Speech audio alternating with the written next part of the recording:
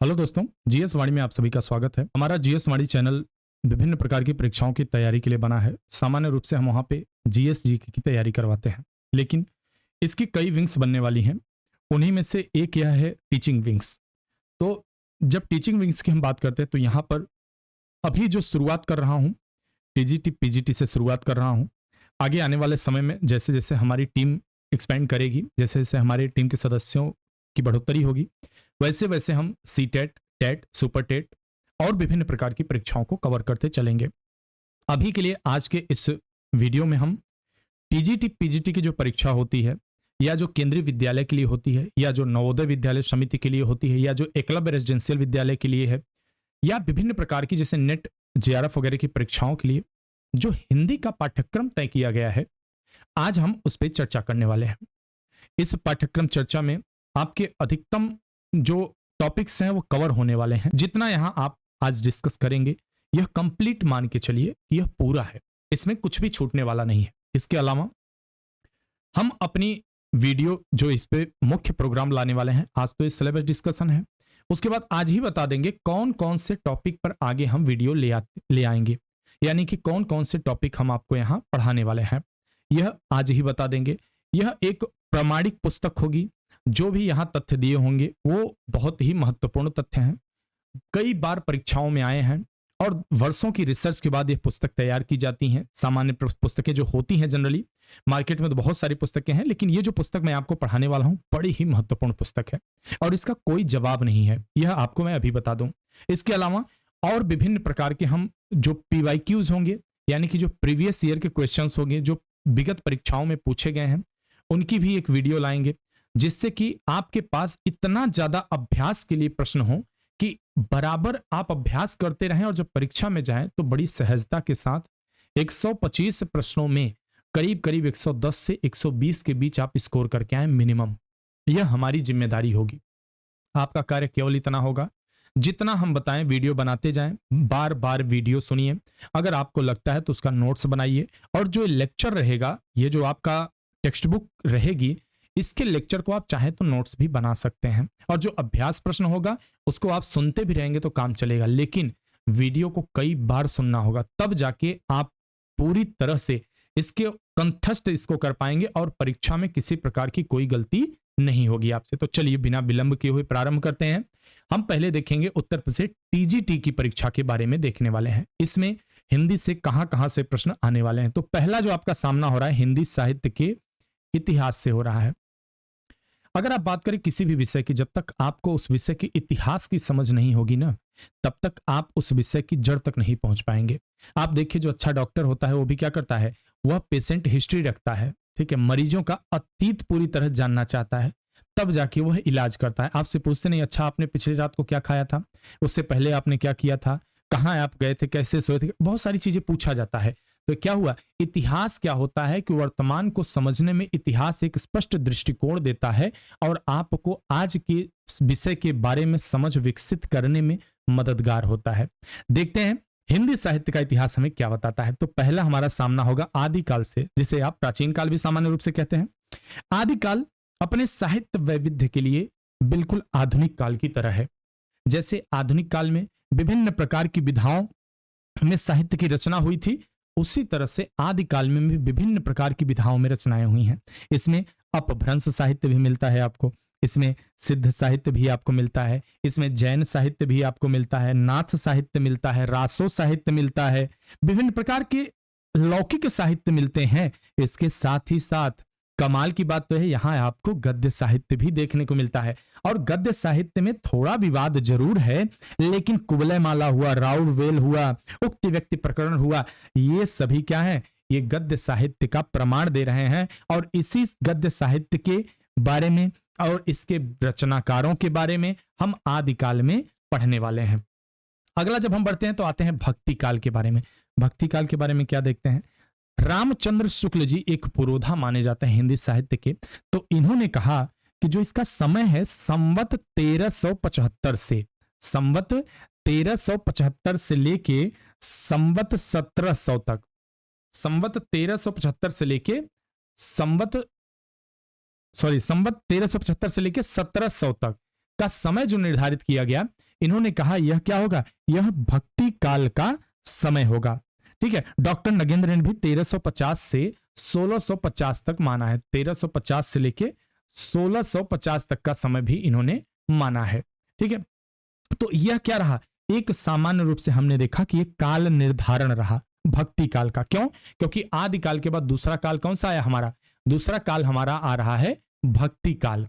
तो अब भक्ति काल के बारे में हम देखेंगे थोड़ी थोड़ी चीजें। तो यह क्या है, भक्ति आंदोलन से उत्पन्न वैचारिक और सामाजिक साहित्य है, जो भक्ति काल का साहित्य होने वाला है। ठीक है, इसमें क्या देखने को आता है, जब हम भक्ति काल की बात करते हैं तो इसमें मुख्य रूप से दो प्रकार की प्रवृत्तियां देखने को मिलती हैं साहित्य लेखन की। एक होता है निर्गुण साहित्य, ठीक है, एक को बोला जाता है निर्गुण साहित्य और एक को बोला जाता है सगुण साहित्य। ठीक है, निर्गुण साहित्य और सगुण साहित्य। जब निर्गुण साहित्य की बात करते हैं तो इसमें जो आराध्य होते हैं इनके, वे किसी गुण में नहीं, किसी आकार में नहीं बंधते, उन्हें निराकार मान के उनकी आराधना की जाती है, उनके प्रेम में रचनाएं की जाती हैं। लेकिन निर्गुण धारा में भी दो विभाजन हो जाता है, दो प्रकार की प्रवृत्तियां देखने को मिलती हैं निर्गुण साहित्य में। इसमें कौन सी दो दिखती हैं, एक ज्ञानाश्रयी दिखती है। ठीक है, एक ज्ञानाश्रयी दिखती है, या इसे आप संत धारा कह सकते हैं। ठीक है, ज्ञानाश्रयी या संत धारा बोल सकते हैं। और दूसरा जो सगुण है, इसको भी दो भागों में बांटा जाता है, रामाश्रयी या राम काव्य धारा और कृष्णाश्रयी या कृष्ण काव्य धारा, कृष्णाश्रयी या कृष्ण काव्य धारा। तो कुल मिला के क्या देखा हमने, 6 प्रकार से विभाजन किया गया भक्ति काल के साहित्य को। इसमें निर्गुण धारा हुआ, सगुण धारा हुआ, निर्गुण धारा में ज्ञानाश्रयी हुआ, प्रेमाश्रयी हुआ, सगुण में राम भक्ति हुआ, कृष्ण भक्ति हुआ। इसके अलावा फुटकल रचनाएं भी देखने को मिलेंगी। देखिए यहां पे दिया जा रहा है। अब आगे बढ़ते हैं हम अगले में। आगे क्या देखते हैं, आगे मिलता है हमें रीतिकाल। रीतिकाल कैसे भक्ति काल से खुद को अलग करता है, यह महत्वपूर्ण है। तो देखिएगा, भक्ति काल को हम पूर्व मध्य काल भी कह सकते हैं। ठीक है, भक्ति काल को पूर्व मध्य काल की संज्ञा भी दी जा सकती है, क्योंकि जब हम रीतिकाल को अगर उत्तर मध्य काल की संज्ञा देंगे तो इसे हम पूर्व मध्य काल कह सकते हैं। यहां पर रामचंद्र शुक्ल जी क्या कहते हैं, संवत 1700 से, ठीक है, इनका कहना है कि संवत 1700 से लेके संवत 1900 तक, संवत 1900 तक का जो समय है यह रीतिकाल माना जाएगा। हिंदी साहित्य की जो है तीसरी अवस्था इसे माना जाएगा। और यही लगभग अगर ईस्वी की बात करें तो 1643 से लेकर 1843 तक के समय को माना जाता है कि रीतिकाल का समय है। अब जो रीतिकाल है, कैसे हम जानेंगे कि ये रचनाएं रीतिकाल की हैं, आखिर कैसे विद्वानों ने विभाजन किया कि यह रीतिकाल का था। तो इस समय की रचनाओं की जो विशेषताएं हैं, जो इस समय की रचनाओं में जो लक्षण दिखते हैं, उनको आधार बनाया गया। कौन कौन सा दिखता है इसमें, काव्य तत्व और आचार्यत्व का मिश्रण इस समय देखा जाने लगा। अब यह क्या है, तो काव्य तत्व का जो बात करें तो काव्य शास्त्र के जो नियम है, जो सिद्धांत हैं, उनका पालन किया गया होता है रचनाओं में। और जो आचार्य इन रचनाओं में या इस प्रकार के काव्य शास्त्र के नियमों का पालन करते हुए रचना करते हैं, उन्हें आचार्य कहा गया। तो आशा करता हूं बड़ा स्पष्ट हो रहा होगा आपको।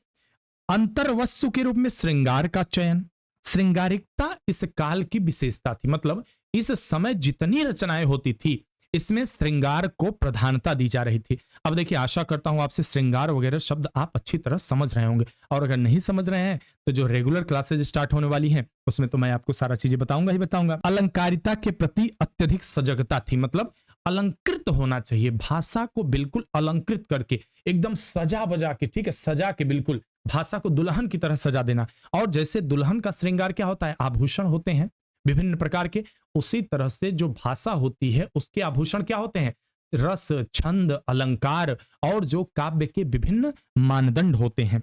अलंकार और चित्रात्मकता और नाद सौंदर्य इस समय खासकर देखने को मिला। प्रकृति चित्रण, बादल, चांदनी, मलय समीर, नदी, वसंत, इन सब का प्रयोग ज्यादा देखने को मिला। प्रेमानुभूति की मांसलता, श्रृंगार और भक्ति का गठजोड़ देखने को मिला। इस समय आप क्या देखेंगे, राधा अपने श्रृंगार में, अपने काव्य रचनाओं में राधा कृष्ण को आलंबन बना लेना, ठीक है, ये सारी चीजें देखिए। इसके अलावा क्या एक खास बात और देखी गई, वीरता, राज प्रशस्ति तथा नीति इस काल की कुछ विशेषताएं रही। तो यह रहा हमारा क्या, यह हमारा रीतिकाल कहा गया। ठीक है, तो आशा करता हूं आपने रीतिकाल के बारे में अच्छी तरह से अपनी समझ बना लिया होगा। अब बढ़ते हैं किधर, अब बढ़ते हैं आधुनिक काल की तरफ। अब जब आधुनिक काल की बात करते हैं तो बड़ा ही यह विस्तृत है, और आधुनिक काल में विभिन्न प्रकार की विधाओं ने जन्म लिया, विभिन्न प्रकार की विशेषताएं यहां देखने को मिलती हैं। आधुनिक भावबोध और नवीन चेतना इस समय देखने को मिलती है। रीति काल से मुक्त होकर नए विषयों की ओर उन्मुख हुए रचनाकार। ठीक है, इसके अलावा यह चौथी अवस्था हुई, और जो इसका काल निर्धारण किया गया सामान्यतः शुक्ल जी के द्वारा हम ये देखने वाले हैं। 1900 से लेके, शुक्ल जी ने 1900 से लेकर इसको आधुनिक काल तक माना है। आज तक उन्होंने आगे का निर्धारण नहीं किया, हालांकि 1843 ईस्वी से मानेंगे। ठीक है, संवत 1900 और 1843 ईस्वी से हम मानेंगे। अब जब इस समय की बात करें तो भारतीय नवजागरण, सामाजिक धार्मिक सुधार आंदोलन इस समय भारत में जोर पकड़ रहा था। इस समय धीरे धीरे लोगों के मन में इस प्रकार की विचारधारा जन्म ले रही थी। ठीक है, तो इसके बारे में कथन है रामस्वरूप चतुर्वेदी जी का, मैं यहां उल्लेख करना चाहूंगा। नव जागरण दो संस्कृतियों की टकराहट से उत्पन्न रचनात्मक ऊर्जा है, ऐसा कहा है। नव जागरण का अर्थ क्या हुआ, नए तरीके से जागना। पहले भी हम जगे हुए थे, किंतु अब जागने का दृष्टिकोण बदल गया है। ठीक है, तो यह थोड़ा सा नव जागरण के विषय में हमने कुछ कुछ बातें देखी। सामाजिक धार्मिक सुधार इस समय देखा जा रहा था। ठीक है, मानवतावादी उपयोगितावादी दृष्टिकोण प्रस्तुत किया जा रहा था। इन आंदोलन का उद्देश्य क्या था, सुधारात्मक परिवर्तन, संरचनात्मक परिवर्तन। ईश्वरचंद्र विद्यासागर वगैरह विधवा पुनर्विवाह के लिए अपनी भूमिका निभा रहे थे। दयानंद सरस्वती वगैरह क्या कर रहे थे, धार्मिक कर्मकांड का विरोध कर रहे थे। ठीक है, तो क्या देखा गया, इस समय देखा गया नव जागरण काल था, और इस समय की रचनाओं में उस तरह की प्रवृत्तियों का समावेशन देखा गया। अब आप यहां देखेंगे कि हम तो बात आधुनिक काल की कर रहे हैं, तो इसमें भारतेंदु युग, द्विवेदी युग, छायावाद, प्रगतिवाद और प्रयोगवाद, ये क्या चीजें हैं, तो आगे बता रहे हैं इनको। प्रयोग, जब हम भारतेंदु युग की बात करें तो क्या होता था कि इस समय जो कवि लेखक होते थे वे अपनी रचनाओं में इतने अग्रणी होते थे कि उनका कोई सामना नहीं करता था। वे उस काल के सर्वश्रेष्ठ रचनाकार होते थे, तो उन्हीं के नाम पर उस काल का नामकरण कर दिया जाता था।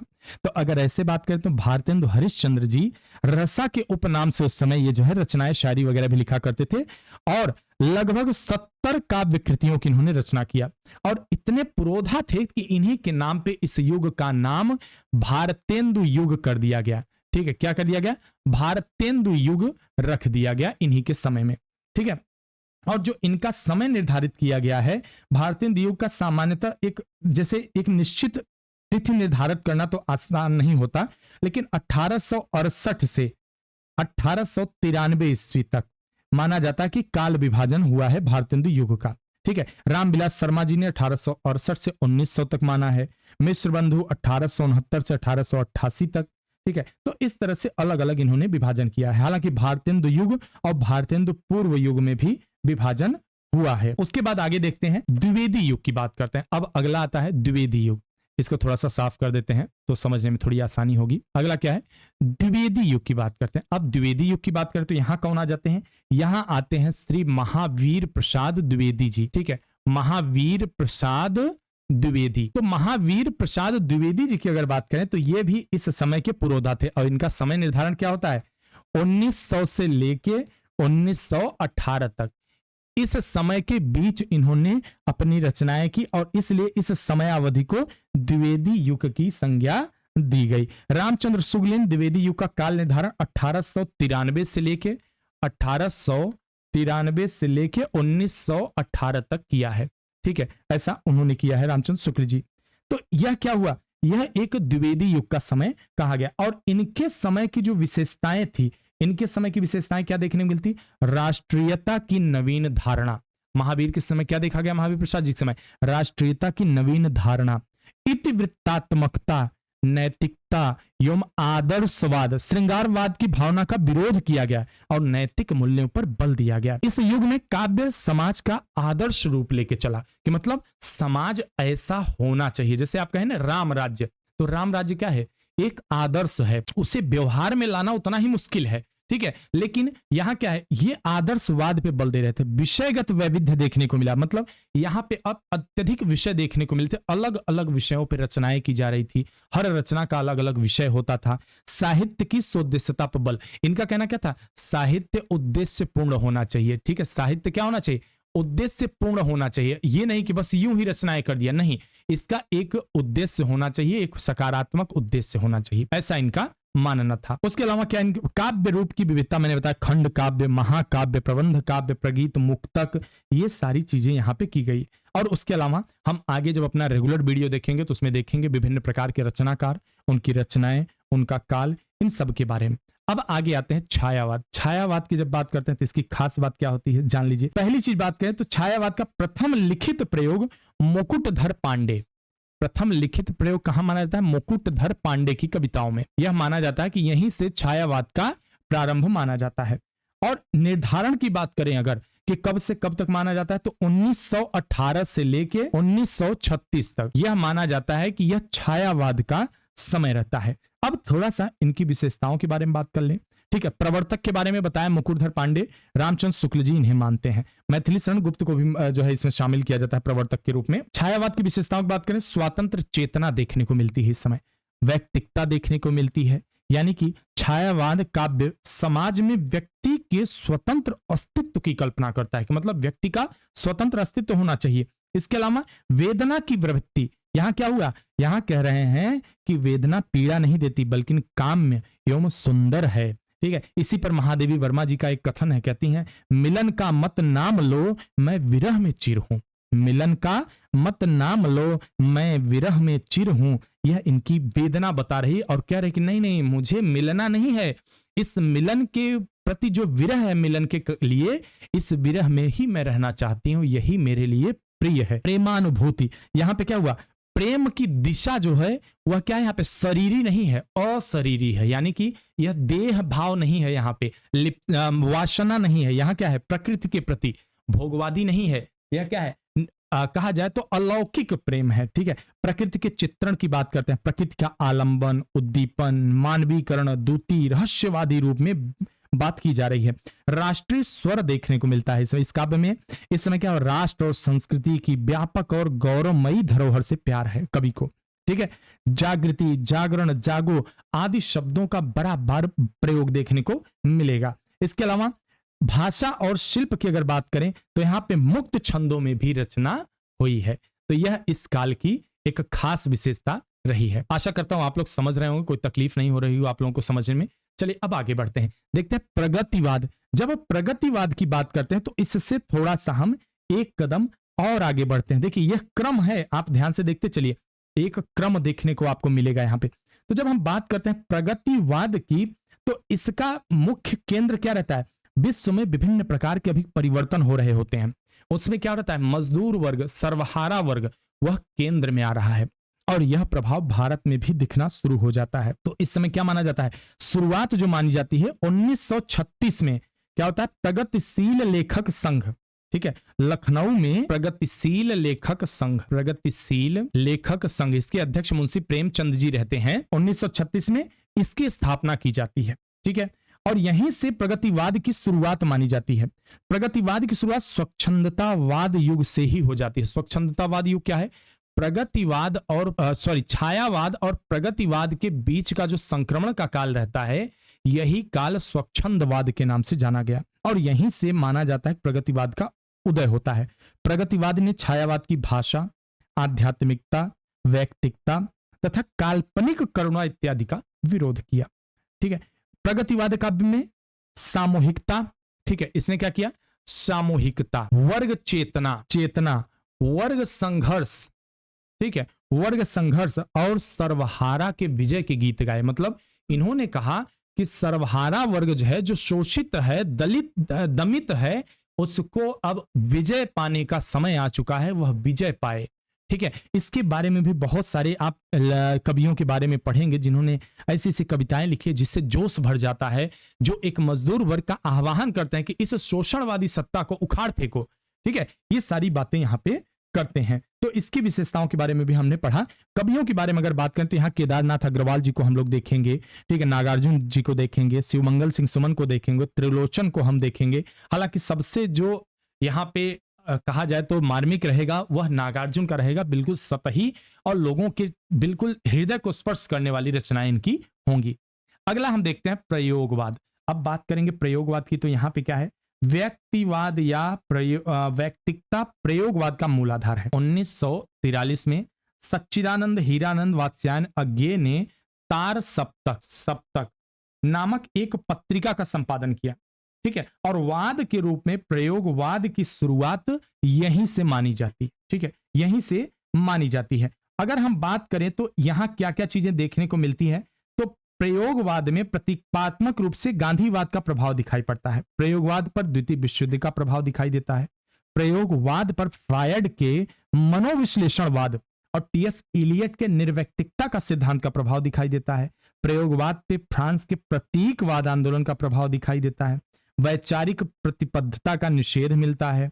नवीन राहों का अन्वेषण होता है। क्षण की महत्ता, यौन चेतना की प्रबलता, ये सारी चीजें इस समय प्रयोगवाद में देखने को मिलती हैं। प्रयोगवाद के संदर्भ में अलग अलग लोगों ने बात कही, जैसे नगेंद्र ने कहा प्रयोगवाद शैलीगत विद्रोह है। तो ये सारी चीजें देखने को मिलेंगी, आगे फिलहाल हम देखने वाले ही हैं। आगे आ रहा है नई कविता। लेकिन प्रयोगवाद और नई कविता के बीच एक और प्रवृत्ति है, उसे प्रपद्यवाद या नकेनवाद, पद्यवाद या नकेनवाद कहा गया है। यह क्या है? प्रपद्यवाद प्रयोगवाद के समानांतर एक ऐसा काव्य आंदोलन है। कवियों का दावा है कि असली प्रयोगवादी वही हैं, ऐसा इनका कहना है। ठीक है, ये ऐसा कहते हैं। हालांकि इसके विषय में क्या है कि जैसे उपयुक्त जो तीन कवि हैं इसमें मुख्य रूप से नलिन बिलोचन शर्मा, केसरी कुमार और नरेश, तो ये क्या करते हैं कि इनके प्रथम अक्षरों को मानकर इस आंदोलन को नकेनवाद कहा गया। नकेनवाद मैंने यहां शब्द भी इस्तेमाल किया, ध्यान से देखिए, न के न वाद। तो यहां न, पहला न, दूसरा के, तीसरा न।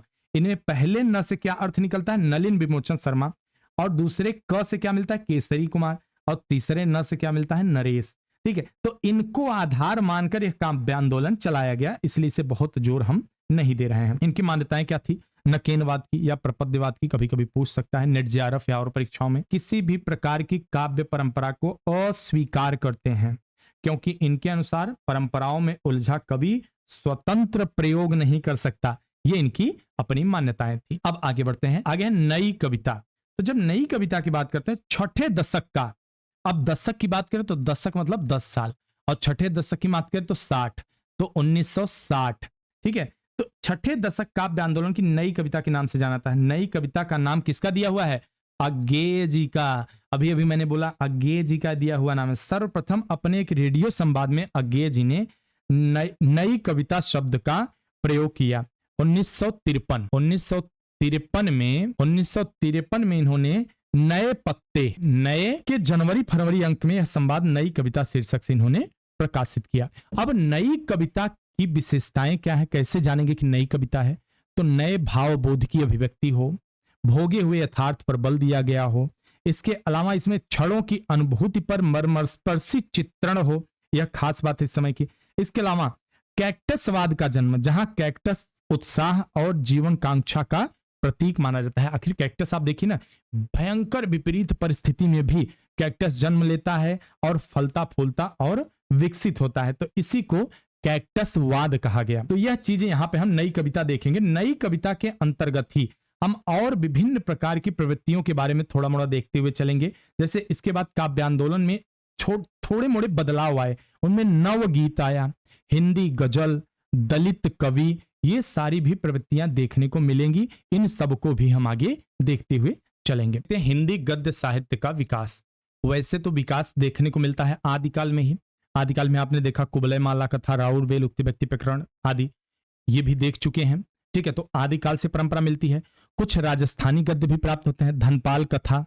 ठीक है, इसके अलावा माणिचंद्र सूर्यकृत, पृथ्वीचंद्र चरित्र, वाग्विलास आदि ये भी देखने को मिलती है। ब्रज भाषा में भी कुछ रचनाएं मिलती हैं, जैसे श्रृंगार रसमंडन, 84 वैष्णवन की वार्ता, 252 वैष्णवन की वार्ता, अष्ट आयाम, बैताल 25, सेवक चरित्र आदि आदि। जब हम बात करते हैं खड़ी बोली की, ठीक है, तो खड़ी बोली दक्षिणी हिंद का गद्य, खड़ी बोली गद्य का प्रारंभिक रूप दक्षिणी हिंदी में ही मिलता है। उसके अलावा जब खड़ी बोली गद्य के विकास के आरंभिक चरण की बात करें तो 4 लोगों का बड़ा महत्वपूर्ण योगदान माना जाता है। वे कौन से? सदा सुखलाल, इंसाल्लाह खां, लल्लू लाल और सदल मिश्र। इनके बारे में हम डिटेल में पढ़ेंगे, इनकी कौन कौन सी रचनाएं हैं, क्या क्या हैं और कैसे शुरुआत क्या हुई, कहां से प्रारंभ माना जाता है, कौन से ऐसे लक्षण रहते हैं जिनसे माना जाता है कि हिंदी खड़ी जो है हिंदी खड़ी बोली में गद्य साहित्य का प्रारंभ होता है, सब के बारे में डिटेल में पढ़ेंगे। लेकिन अब इसमें भी कई प्रकार की विधाओं का जन्म हो रहा है। आप देख रहे हैं निबंध, नाटक, उपन्यास, कहानी, हिंदी गद्य की लघु विधाओं में जीवनी, आत्मकथा, संस्मरण, रेखा चित्र, यात्रा साहित्य, गद्य काव्य और व्यंग्य, इन सब के बारे में थोड़ा थोड़ा देखते चलते हैं, थोड़ी सी समरी बना लेते हैं। तो इसमें देखते हैं कि पहला आता है निबंध। तो जब निबंध की हम बात करते हैं तो फ्रेंच विद्वान मानतेन को यूरोपियन निबंध का जनक माना जाता है और माना जाता है कि यूरोप में ही निबंध का जन्म होता है और वहीं से माना। लेकिन जो हिंदी साहित्य की बात करें कि हिंदी में क्या माना जाता है, तो अधिकतर विद्वान एक मत होके कहते हैं बाल कृष्ण भट्ट को हिंदी निबंध का जनक माना जाता है। किसको माना जाता है? बाल कृष्ण भट्ट को। बाल कृष्ण भट्ट को पहला व्यक्ति माना, जनक माना जाता है। ठीक है। शुक्ल ने हिंदी निबंध की परंपरा का सूत्रपात भारतेंदु युग से स्वीकार किया है और माना जाता है कि जो प्रॉपर निबंध का लेखन होता है वह उसी समय से माना जाता है। आरंभिक परंपरा में भारतेंदु युग के लेखकों का विशेष महत्व है। उन्होंने विषय, शैली और भाषा तीनों स्तरों पर निबंधों में नए प्रयोग किए, किंतु निबंधों को प्रौढ़ रूप जो मिला वह यानी कि मेच्योर रूप जो मिला द्विवेदी युग में ही इन्हें प्राप्त हुआ। इस दौर में जहां एक और भाषा का मानक रूप निर्मित हुआ, वहीं दूसरी ओर चिंतन में प्रौढ़ता और शैली में परिष्कार भी हुआ। तो ये सारी चीजें हमने देखा। अब जब निबंध की हम बात करते हैं तो निबंध को 3 मुख्य भागों में बांटा जाता है। निबंध को, ठीक है, 3 मुख्य भागों में किसमें बांटेंगे?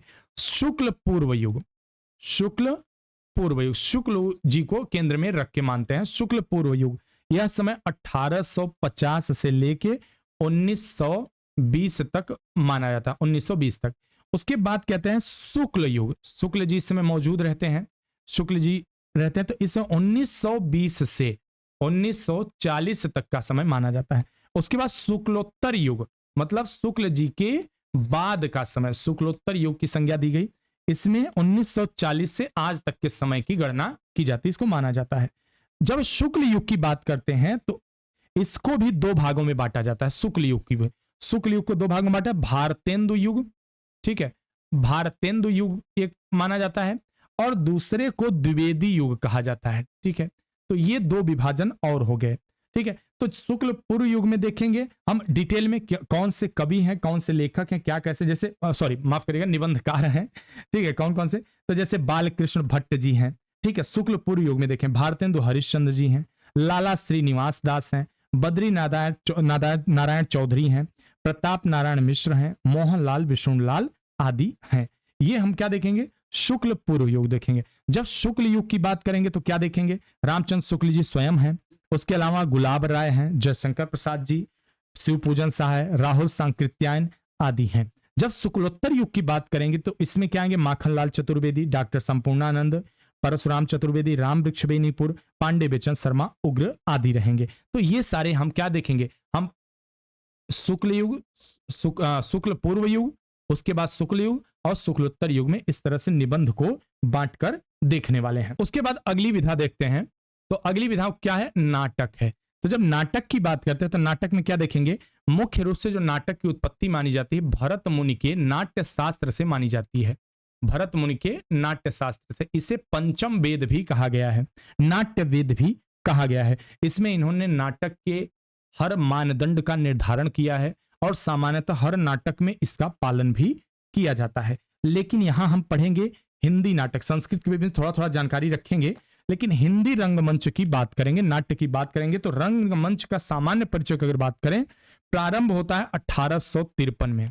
ठीक है, 1853 में नेपाल में, नेपाल में भटगांव में विद्या विलाप नाटक से। नेपाल में एक जगह है भटगांव, ठीक है, भटगांव, और यहाँ पे विद्या विलाप इससे माना जाता है। हिंदी रंगमंच की शुरुआत यहाँ से मानते हैं। उसके अलावा हिंदी रंगमंच के जो विकास में कहा जाए तो जब जोर पकड़ा, ठीक है, हालांकि जो 1843 में एक नेशनल थिएटर की स्थापना की गई, 1843 में ही, ठीक है, नेशनल थिएटर की स्थापना की गई। कहां पे? बनारस में, ठीक है, बनारस में नेशनल थिएटर की स्थापना हुई। भारतेंदु के अंधेर नगरी का प्रथम मंचन नेशनल थिएटर में ही किया गया था, ठीक है, नेशनल थिएटर में ही इनका प्रथम मंचन किया गया था। उसके बाद हिंदी रंगमंच के विकास में इप्टा का महत्वपूर्ण योगदान है। इप्टा क्या है? इप्टा है Indian People's Theatre Association. IPTA, इसकी स्थापना हुई कब? 25 मई 1943, 25 मई 1943 को इसकी स्थापना की गई थी, ठीक है। और इस समय से माना जाता है कि थिएटर को ज्यादा बूस्ट मिलना प्रारंभ होता है। भारत में रंगमंच के विकास को देखते हुए संगीत नाटक अकादमी द्वारा अप्रैल 1959 में राष्ट्रीय नाट्य विद्यालय की स्थापना की जाती है। राष्ट्रीय नाट्य विद्यालय की स्थापना की जाती है। इसका प्रथम निदेशक इब्राहिम अलकाजी रहता है, ठीक है। तो इतना ही अभी देखना जरूरी है। सामान्य परिचय की बात करें तो शुक्ल जी कहते हैं, विलक्षण बात यह है कि आधुनिक गद्य साहित्य की परंपरा का प्रवर्तन नाटकों से हुआ, ठीक है। इनका मानना है कि बड़ी ही विलक्षण बात है, बड़ी ही अच्छी बात। अब आगे बढ़ते हैं। उपन्यास, जब उपन्यास की बात करें तो बड़ी ही प्यारी, अच्छा हाँ, इसमें जब हम नाटक की बात करते हैं तो नाटक के विभाजन की भी बात कर लें तो नाटक में अगर विभाजन की बात करें तो इसको प्रसाद जी को केंद्र में, कौन से? जयशंकर प्रसाद जी को केंद्र में रख के किया गया है। अब इसको केंद्र में, जब जयशंकर प्रसाद जी को केंद्र में रखा गया तो एक विभाजन हुआ प्रसाद पूर्व। इनको जब केंद्र में रखा तो प्रसाद पूर्व, ठीक है, प्रसाद पूर्व नाटक और प्रसाद जी के समय का नाटक यानी कि प्रसाद युग, ठीक है, प्रसाद जी उस समय मौजूद हैं, प्रसाद युग, और उसके बाद प्रसादोत्तर युग, प्रसादोत्तर युग में विभाजन करेंगे, ठीक है। इन तीन रूपों में इसका विभाजन करके हम पढ़ेंगे। उसके अलावा एक चौथी विधा आएगी इसी समय, नव नाट्य लेखन। चौथी विधा कौन सी आएगी? नव नाट्य लेखन, ठीक है, नव नाट्य लेखन या समकालीन नाटक। अब इसमें नव नाट्य लेखन में कौन आएगा? भुवनेश्वर जी आएंगे जो रचनाकार हैं, जगदीश माथुर, लक्ष्मीकांत वर्मा और जो है हमीदुल्ला, मणिशंकर मधुकर, मणि मधुकर, शंकर शेष, ये सारे लोग आएंगे इस समय। भीष्म शाहनी वगैरह, मोहन राकेश वगैरह, ये सारे लोग इस समय देखने को मिलेंगे। एकांकी नाटक वगैरह भी इसी में आएगा। नाटक के बाद की प्रवृत्ति जो है एकांकी नाटक वगैरह इसी समय देखने को मिलेगा। उपन्यास, उपन्यास की बात करें तो क्या होता है? इसका जो जन्म होता है इस विधा का जन्म 18वीं शताब्दी के पश्चिम में होता है। 18वीं शताब्दी में पश्चिम में होता है, वेस्टर्न में, ठीक है, यहां भारत में नहीं, वेस्टर्न में होता है, ठीक है। उपन्यास दो शब्दों से मिलकर बना है। उपन्यास किससे किससे? उप प्लस या धन न्यास, उपधन न्यास। उप से क्या संबंध हुआ? निकट, ठीक है, जैसे कहते हैं ना उपनिषद, तो उप उपसर्ग वहां भी यहां भी निकट, और न्यास का अर्थ क्या हुआ? थाती, ठीक है, न्यास का अर्थ क्या हुआ? थाती, अमानत। तो इसका अर्थ क्या हुआ? वह रचना जो सामाजिक जीवन के अत्यधिक निकट है, जो कहा जाए तो समाज की थाती है, अगर साधारण शब्दों में कहें तो समाज की थाती है, उसी को उपन्यास कहा गया। यहां पे ऐसा बोला जा रहा है। सामाजिक जीवन के निकट होने के कारण ही उपन्यास को आधुनिक युग का महाकाव्य कहा जाता है, ठीक है, यह बोला जाता है। रॉल्फ फॉक्स ने अपने लेखन में the novel as an epic, उपन्यास महाकाव्य के रूप में उपन्यास को महाकाव्य के समकक्ष बताया है, ठीक है। उपन्यास का मूल संबंध यथार्थ से माना जाता है और इसी अर्थ में यह पारंपरिक आख्यायिकाओं से अलग है। नॉवेल को बांग्ला और हिंदी में उपन्यास, उर्दू में नावल, मराठी में कादंबरी, गुजराती में नवल कथा की संज्ञा प्राप्त है। तो जब हम उपन्यास की बात करते हैं तो यहां भी जयशंकर प्रसाद जी की कोई सानी नहीं है, इसलिए इन्हीं को केंद्र में रखकर यहां हम बात करेंगे। तो यहां भी देखेंगे प्रेमचंद्र पूर्व युग, प्रेमचंद्र जी के पहले का युग, ठीक है, जो प्रेमचंद्र जी के पहले लिखी गई रचनाएं, जैसे देवरानी जेठानी की कहानी, भाग्यवती, परीक्षा गुरु, ठीक है। उपन्यासकारों की अगर बात करें तो गौरी दत्त, ईश्वर कल्याण राय, श्रद्धाराम फिलौरी, राजा लाला श्रीनिवास, बालकृष्ण भट्ट इत्यादि रहते हैं। अब जब प्रेमचंद्र युग की बात करें तो स्वयं प्रेमचंद्र जी रहते हैं। ठीक है, मैंने शायद प्रसाद बोल दिया, क्या माफ करिएगा वहां अगर मैंने प्रसाद बोल दिया था उपन्यास में, तो यहाँ क्या है, प्रेमचंद्र जी को ध्यान में रखा कि मुंशी प्रेमचंद्र उपन्यास सम्राट भी कहे तो इन्हें गलत नहीं होगा, उपन्यास में इनका कोई शानी नहीं है। तो इनका समय जो होता है प्रेमचंद्र जी का 1880 से 1936 तक, 1880 से 1936 तक इनका समय माना जाता है। प्रेमचंद्र के आगमन तक उपन्यास रोमांच, काल्पनिकता, नैतिक उपदेशों से भरा था। पहली बार उपन्यास परंपरा को सामाजिक यथार्थ से जोड़ता है। प्रेमचंद जी कहते हैं, मैं उपन्यास को मानव चरित्र का चित्र मात्र नहीं मानता हूं, मानव चरित्र पर प्रकाश डालना और उसके रहस्यों को खोलना ही उपन्यास का मूल है। प्रेमचंद लिखते हैं, जो रचनाएं सिर्फ मनोरंजन के लिए होती हैं उनका महत्व 2 कौड़ी का है। तो इससे आप समझ सकते हैं कि वे किस तरह से विद्रोही विचारधारा के हैं और यहां पर उन्होंने तमाम परंपराओं को तोड़कर उपन्यास को एक नई दिशा दी है। इसमें पांडे, बेचन शर्मा, उग्र, जयशंकर प्रसाद, चतुरसेन शास्त्री ये सब भी रहते हैं। उसके बाद प्रेमचंद्रोत्तर युग की बात करें तो 1936 के बाद का समय प्रेमचंद्रोत्तर युग के नाम से जाना था। वर्तमान तक के समय को मानते हैं नाटक उपन्यास के विकास में। जब कहानी की बात करते हैं तो अमेरिकन कहानीकार एडगर एलन पो को कहानी का जन्मदाता माना जाता है। ठीक है, इसे माना जाता है। और सरस्वती पत्रिका, ठीक है, सरस्वती पत्रिका के प्रकाशन वर्ष 1900 से प्रायः इतिहासकारों ने हिंदी कहानी का आरंभ माना है। ठीक है, सरस्वती पत्रिका के प्रकाशन से कहानी को पहले शुरुआत में गल्प, किस्सा, आख्यायिका आदि शब्द इसके लिए प्रयोग होते थे। सरस्वती पत्रिका के पहले अंक में प्रकाशित इंदुमती, ठीक है, इंदुमती कहानी को रामचंद्र शुक्ल और अन्य आलोचकों ने कहानी कहा था, लेकिन किशोरी लाल गोस्वामी ने इसे आख्यायिका कहा है। ठीक है, इसके अलावा कहानी को अगर बात करें तो इसे प्रेमचंद्र जी यहां भी आते हैं और यहां भी अपना झंडा गाड़ते हैं। उपन्यास में भी और कहानी में भी, नाटक में भी है कहीं कहीं, लेकिन वहां प्रसाद जी को देख रहे हैं हम लोग। कहानी में बात करें तो प्रेमचंद्र पूर्व मतलब 1900 से लेके 1915 तक के समय को प्रेमचंद्र पूर्व कहा गया। इस समय प्रमुख जो कहानीकार रहे हैं वे राजेंद्र बाला घोष, केशव प्रसाद सिंह, गिरजादत्त बाजपेयी, वृंदावन लाल इत्यादि रहे हैं इस समय। उसके अलावा अगला आता है प्रेमचंद्र और प्रसाद युग 1915 से लेके 1936 तक। इसे प्रेमचंद्र प्रसाद युग कहा गया। दोनों लोगों की उपस्थिति थी इस समय, इसलिए इसे प्रेमचंद्र और प्रसाद युग दोनों को जोड़ के बोला जा रहा है। इस समय अगर देखें तो बात करें कौन कौन से रचनाकार इस समय रहे हैं, तो उन रचनाकारों में जो ज्यादातर देखने को आ रहा है, जयशंकर प्रसाद जी हैं प्रेमचंद जी के अलावा, पांडे, बेचन शर्मा, उग्र, चतुरसेन शास्त्री इत्यादि रहे हैं।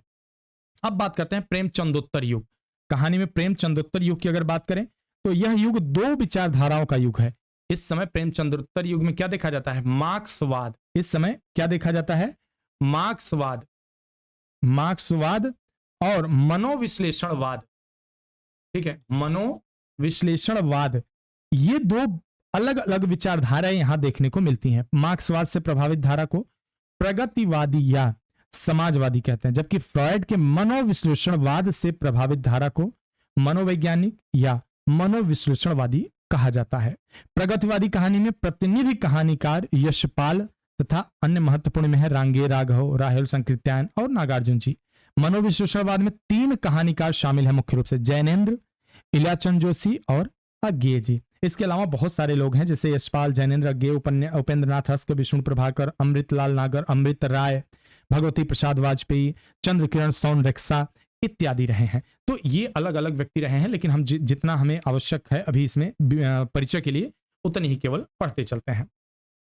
उसके अलावा कहानी में जब हम आगे बढ़ते हैं इस तरह से प्रेमचंद्र और प्रसाद जी के बाद, प्रेमचंद्रोत्तर युग के बाद का समय को, तो नई कहानी, ठीक है, नई कहानी और परवर्ती विविध कहानियों का आंदोलन इसे कहा जाता है। ठीक है, नई कहानी का सर्वप्रथम प्रयोग दुष्यंत कुमार ने किया ऐसा माना जाता है।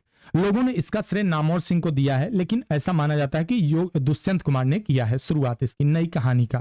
ठीक है, समय यह नई कहानी मोटे तौर पर 1954 से 1963 के बीच रखा जा सकता है। उसके अलावा जो विशेषताएं हैं क्या है, सबसे महत्वपूर्ण अनुभूति की प्रामाणिकता या भोगे हुए यथार्थ पर बल दिया गया। यह कहानीकार मार्क्सवाद, मनोविश्लेषणवाद या किसी अन्य विचारधारा को जीवन का अंतिम सत्य मानने को तैयार नहीं। यही नई कहानी है। और इसके अलावा नारी और पुरुष के संबंधों में आया महत्वपूर्ण बदलाव यहां देखता है। यहां इस समय बड़े शहरों में मध्यवर्गीय वर्ग की कुछ विशिष्ट समस्याएं हैं। अपनी जड़ों से उखड़ने की त्रासदी, सामाजिक संबंधों के अभाव में उत्पन्न अकेलापन, संत्रास, अजनबीपन, निरर्थकता का बोध इत्यादि नई कहानी की खास विशेषता है। उसके अलावा इस समय कहानी भी देखने को मिलता है। इसकी विशेषता क्या है, मुख्यतः जीवन मूल्यों का तिरस्कार, परंपरा का पूर्ण नकार, ठीक है, अतिशय आधुनिकता, यौन उन्मुखता, शिल्पगत अमूर्तता, ये सारी विशेषताएं। उसके अलावा सचेतन कहानी भी आता है। माना जाता है नई कहानी और कहानी के दौर में कहानियां संत्रास और निरर्थकता की बोध से इतना ज्यादा दिखाती हैं कि जीवन जीने की इच्छा खत्म होने लगती है।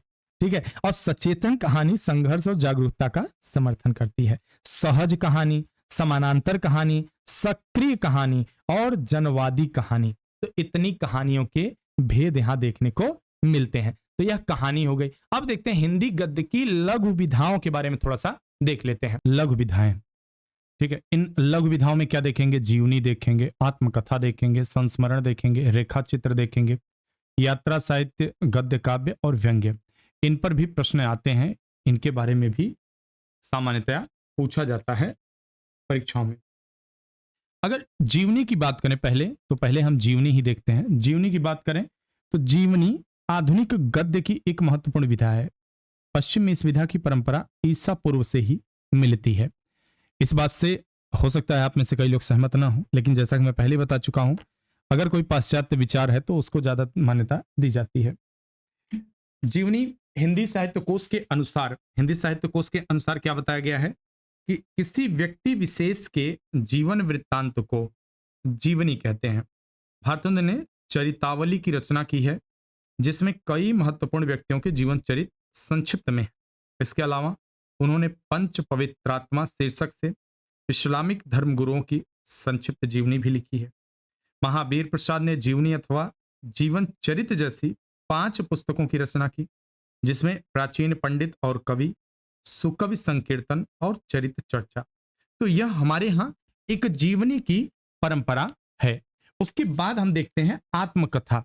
जब आत्मकथा की बात करें तो आत्मकथा के बारे में अगर बात करें तो अंग्रेजी भाषा की जो ऑटोबायोग्राफी होती है उसको हिंदी में आत्मकथा कहा जाता है, उसका पर्याय माना जाता है।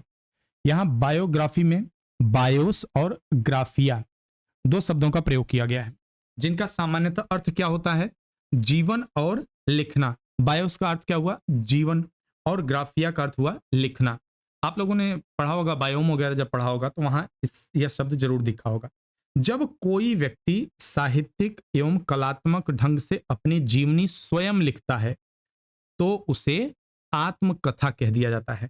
और अभी जब जीवनी आपने पढ़ा तो जीवनी में खास बात क्या होती है, वह किसी भी व्यक्ति के द्वारा किसी अन्य व्यक्ति के द्वारा लिखा जा सकता है। ठीक है, कोई अन्य व्यक्ति भी उसको लिख सकता है। तो यह आत्मकथा और जीवनी हमने देखा। अब आगे देखते हैं संस्मरण। संस्मरण का मूल अर्थ क्या है?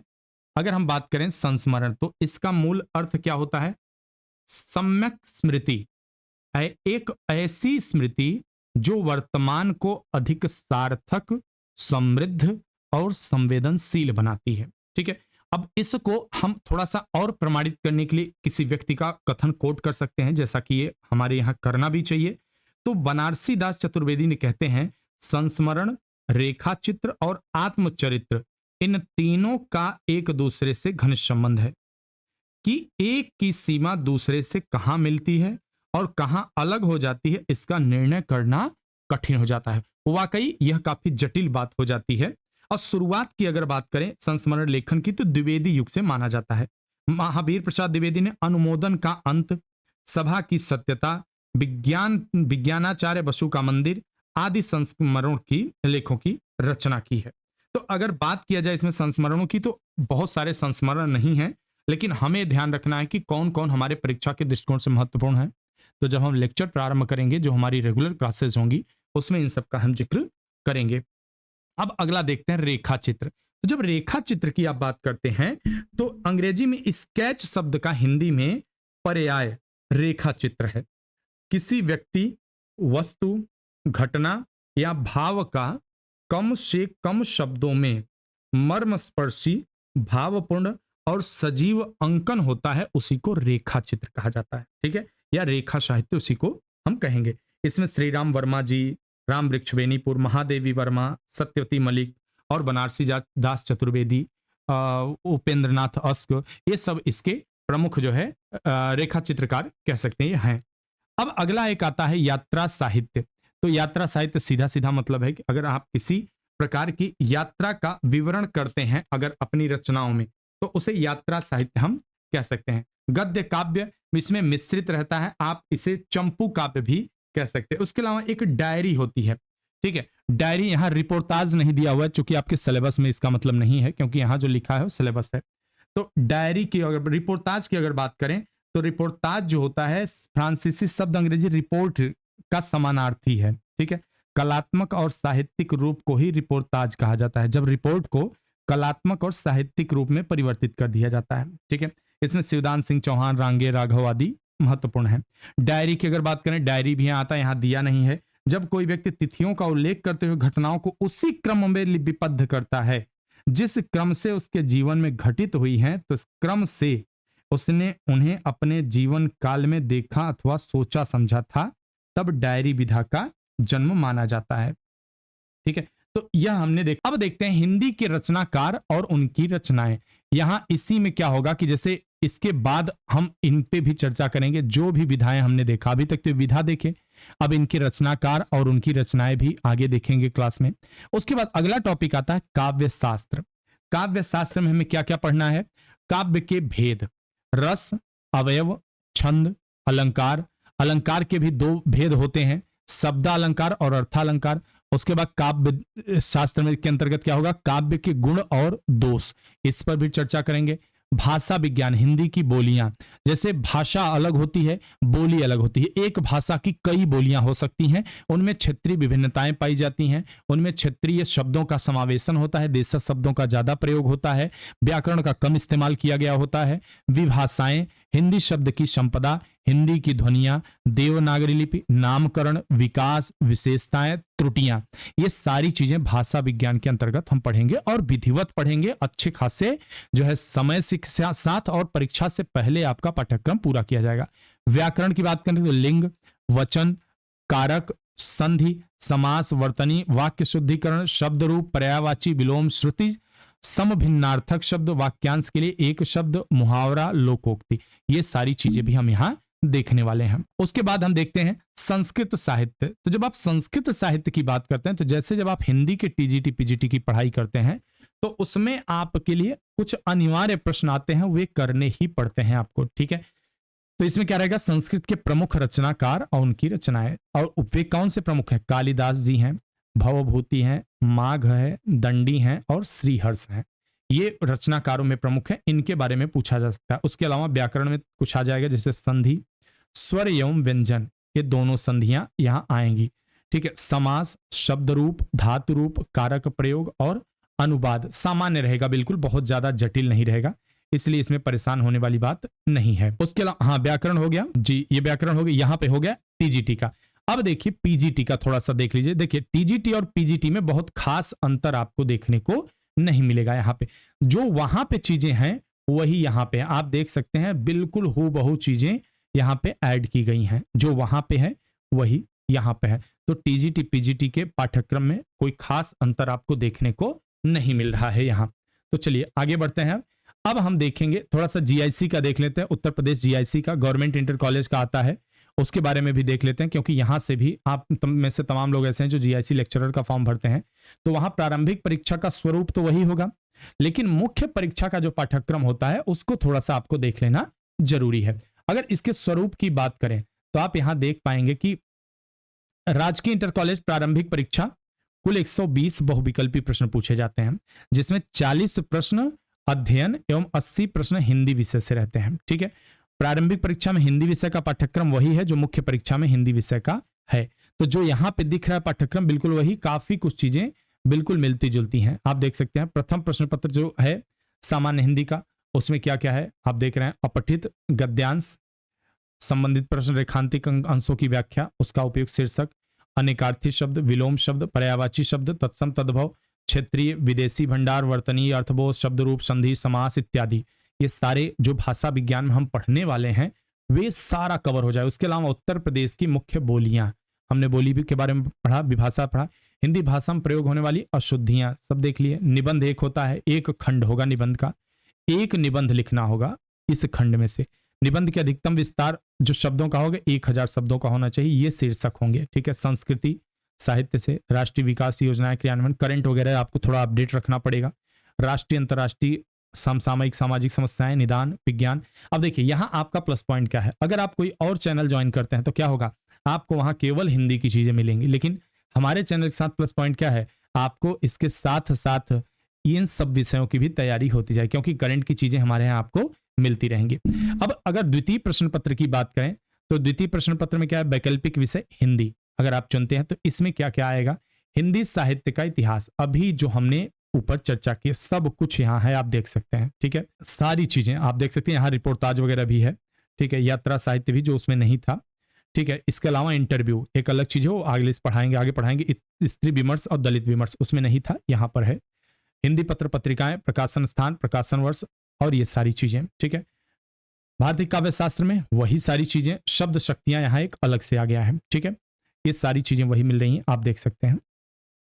ठीक है, भाषा विज्ञान बता ही चुके हैं। इसके अलावा हिंदी व्याकरण, संधि, समास, काल, पर्यायवाची, वर्तनीय, शुद्ध शब्द। ठीक है, उसके अलावा अनेकार्थी शब्द, समुच्चरित, प्राय, भिन्नार्थ, विराम चिन्ह, मुहावरा, लोकोक्ति, संज्ञा, सर्वनाम, क्रिया विशेषण, उपसर्ग, प्रत्यय इत्यादि सारी चीजें। संस्कृत साहित्य जैसा कि पहले बता दिया, अभी उसमें भी पूछा गया था, कालिदास, भवभूति, भारवी, माघ, भास, बाणभट्ट, श्रीहर्ष, मम्मट, यहाँ थोड़ा ज्यादा है चूंकि जीआईसी गवर्नमेंट इंटर कॉलेज का है, तो यहाँ इनका सिलेबस थोड़ा सा संस्कृत साहित्य में थोड़ा भिन्न मिलेगा। संस्कृत व्याकरण की बात करते हैं, स्वर संधि, व्यंजन संधि, एक अतिरिक्त है विसर्ग संधि जो वहां नहीं था। उसके अलावा समास, उपसर्ग, प्रत्यय, यहाँ आपको प्रत्यय वगैरह उपसर्ग जोड़ दिया गया एक्स्ट्रा।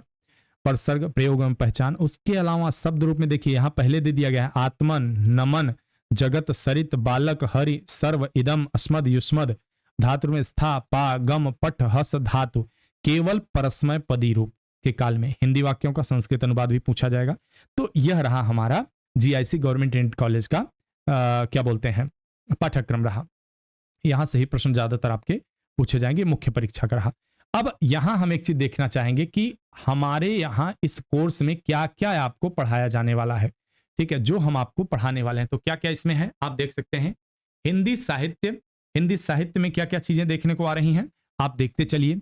साहित्य लेखन, ठीक है, हिंदी साहित्य लेखन, काल विभाजन, आदिकाल, भक्तिकाल, रीतिकाल, आधुनिक काल, काव्य खंड रहेगा, हिंदी गद्य का विकास। अब इसके अंतर्गत हम नाटक देखेंगे, उपन्यास, कहानी, निबंध, आलोचना। ठीक है, आलोचना भी पढ़ते चलेंगे, आपके सिलेबस में नहीं है इसलिए सरसरी निगाह से देखते चलेंगे। ठीक है, क्योंकि अभी आपने देखा आलोचना वहां नहीं दिया हुआ है। अन्य गद्य विधाएं भी देख लेंगे। हिंदी पत्रकारिता यहां पे है लेकिन हम चूंकि आपके पाठ्यक्रम में नहीं है इसलिए इसको भी नहीं देखेंगे। काव्य भेद की अगर बात करें तो काव्य भेद में अगर देखें, हाँ एक चीज ध्यान रखिएगा, आप लोगों की अपील पे निर्भर करेगा। अगर आप लोग कमेंट करते हैं तो जो बाकी चीजें यहाँ छोड़ रहे हैं, जैसे नेट जेआरएफ में तो नहीं छोड़ा जाएगा, सब कुछ पूछा जाएगा। तो जो लोग यूजीसी का एग्जाम देना चाहते हैं उनके लिए जरूरी होगा, तो मैं इसको भी पढ़ा दूंगा। काव्य भेद, काव्य लक्षण, काव्य हेतु, काव्य प्रयोजन, काव्य अवयव, ये सारे तत्व हैं यहाँ पे। हम सब कुछ वही, अगर नेट जेआरएफ वाले हैं कमेंट करेंगे तो उनके लिए अलग से क्लासेज हो जाएंगी। रस, छंद, अलंकार, रीति, ध्वनि, वक्रोक्ति, औचित्य, ये विभिन्न प्रकार के काव्य गुण और दोष, काव्य और शब्द शक्ति। ठीक है, इसमें अभिधा, लक्षणा, व्यंजना होता है, जो शब्द शक्तियां होती हैं विभिन्न प्रकार की, उनके बारे में देखेंगे। अब देखते हैं भाषा एवं व्याकरण। इसमें क्या देखेंगे आप, हिंदी भाषा, सामान्य परिचय, भारतीय आर्य भाषाएं, हिंदी भाषा, भौगोलिक विस्तार, विविध रूप, विभाषाएं, उपभाषाएं, बोलियां। शब्द संपदा में देखेंगे तत्सम, तद्भव, देशज, विदेशज। हिंदी की ध्वनियां के बारे में चर्चा करेंगे। व्याकरण, हिंदी वर्तनी और नियम। ठीक है, व्याकरण के महत्वपूर्ण तत्वों के बारे में यहाँ देखेंगे, कौन कौन से तत्व हैं।